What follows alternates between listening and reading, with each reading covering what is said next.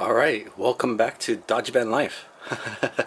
It's been a while since I've uploaded a video, or made a video even. Just been, I don't know, kind of busy. Maybe I'm tired from trying to keep my eyes open, you know? Because normally they're like this, but then, you know, trying to keep them like this all the time. Yeah, I just needed some time to recoup my energy, you know what I mean? But as you can tell from the title of the video, I bought another GS300. I actually bought this a while ago, probably last year. It's probably been about a year since I've had this, and it's a parts car.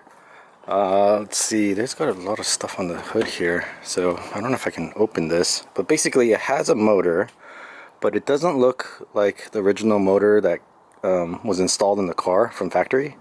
It looks like someone like put another motor in there. I'm guessing maybe this car was a turbo car at some point and they blew up the engine, and then maybe they put in a different engine just to kind of like sell it or get rid of it. And it doesn't have an exhaust, it doesn't have headers, it doesn't have anything.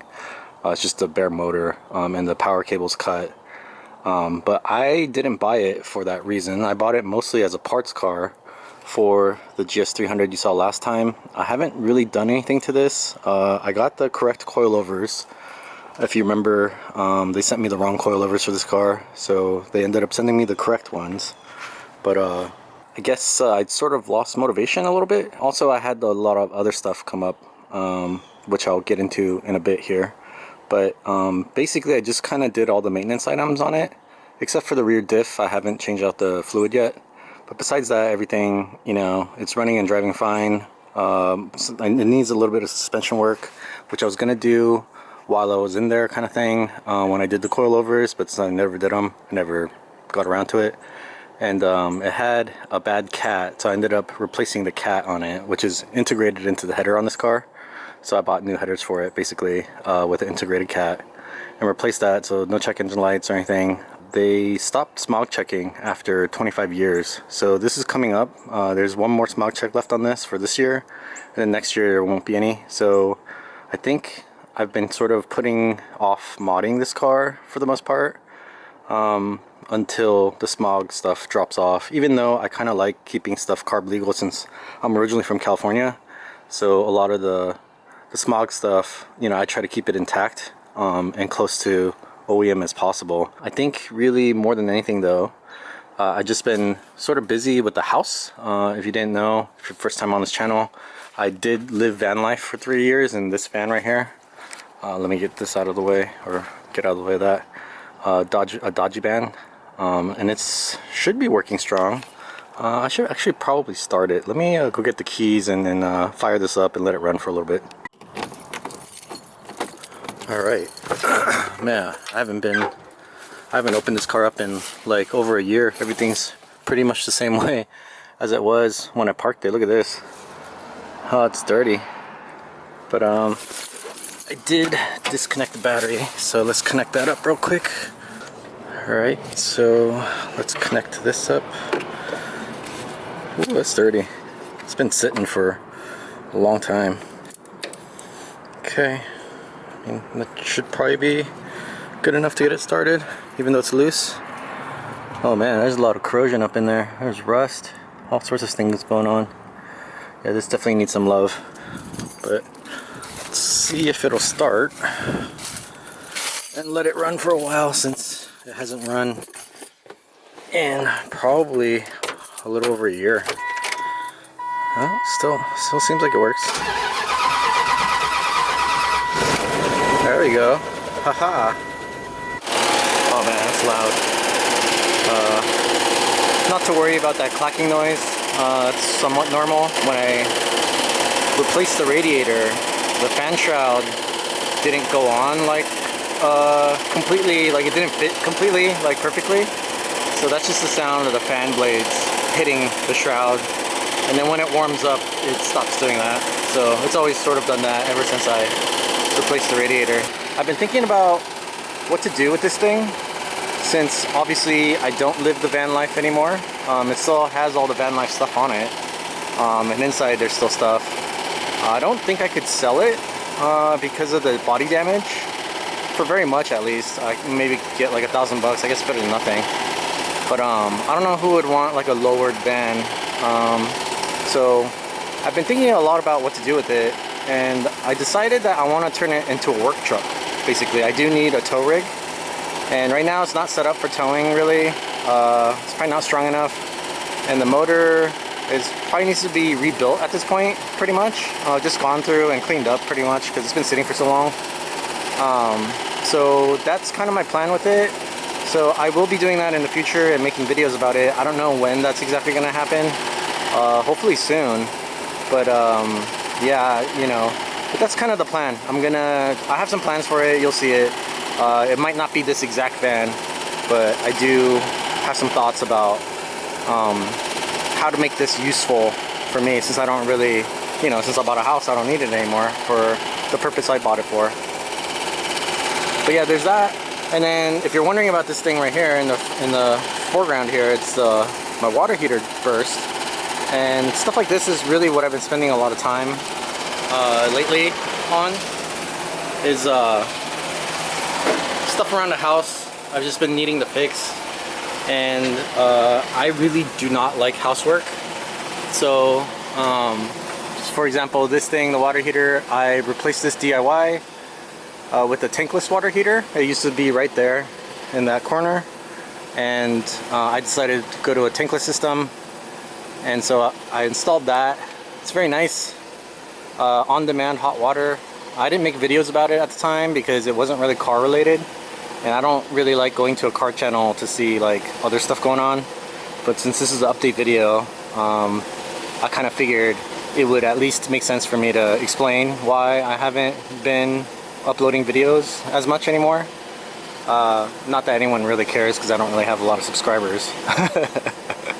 But yeah, this took a few weeks for me to figure out because I've never done, you know, anything house related before. But I figured, you know, if I can swap a transmission and, you know, do stuff on a car, like how hard could it really be?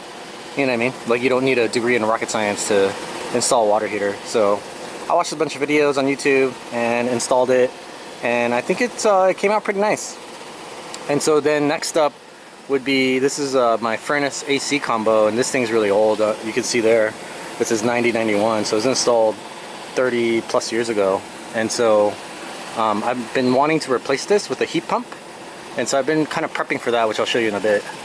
And then the other thing that I've been working on is in the crawl space here, because this house was built on top of a crawl space. So now it's kind of my storage area, as you can see, but it's not fully encapsulated, but down here it was basically just dirt. They had put down some plastic, but it was like really thin, like the garbage bag kind. And so my house was getting kind of humid a little bit, and I think it was from, you know, the moisture from underground coming up to the house because it wasn't really covered that well. So I went ahead and re-encapsulated this, which was a pain in the ass. Alright, and here we're in my backyard. This has been kind of the bane of my existence because there was a lot of bamboo here. And if you don't know anything about bamboo, which I didn't when I started to learn about it, is it's very invasive and it's kind of a pain in the ass to get rid of. As you can see here, I've cut it all down or broken it off, and basically the only way to get rid of it is to dig it up. So I've been kind of prepping for that, and this has been like a months long battle with this bamboo, because the reason is I have a garage back here, which is nice, but I can't use it because I don't want to drive over the bamboo, you know, because it might puncture a tire or something. So I gotta get rid of all this and fill this up with gravel or something before I can actually use this space here, which would be my workshop, where I could work on the dodgy van or whatever I wanted to work on. But right now this space is sort of a waste because of the stupid bamboo. So it's been a learning process. That's why things have been kind of slow moving. But this garage, once I get that sort of figured out, it does have electricity. I think the lights come on, they do, yep. No water back here, but as long as there's electricity I can do most of what I need to do. And it's pretty big. Could probably fit maybe 4 cars in here, 4 small cars, and maybe, you know, 2 larger cars or whatever, trucks. But I can use this space in front here too. So I figure like this is sort of car related. So maybe I might start putting this on the channel. Me, you know, clearing out the land, and then, you know, I'm gonna tear all this stuff out and redo a lot of it and get it prepped up to be a nice garage that I can maybe paint in, do some body work, stuff like that. But let me know if you want to see that or not, if you want me to keep it strictly on cars. I mean, this is sort of related. I think you guys watch me more for my great personality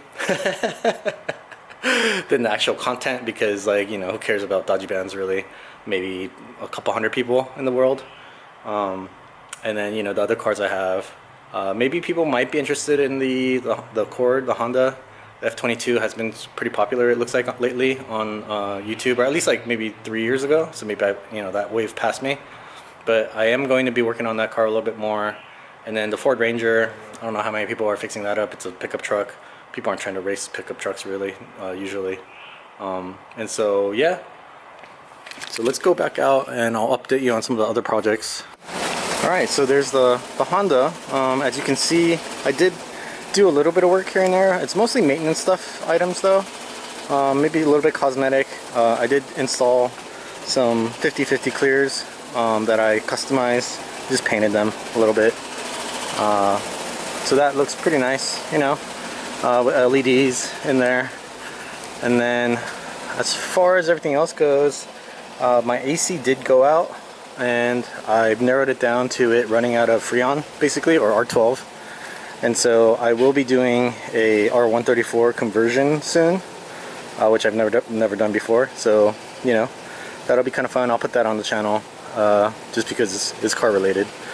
And I think that it might be useful for some people, although there's a lot of videos about it online, so it's not like I'm reinventing the wheel really, but maybe for this specific car that doesn't exist, so I thought I'd do that.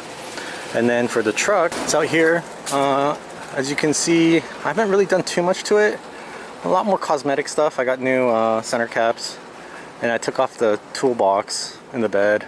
I did pick up these cheap projector headlights or whatever from Facebook Marketplace for like 40 bucks.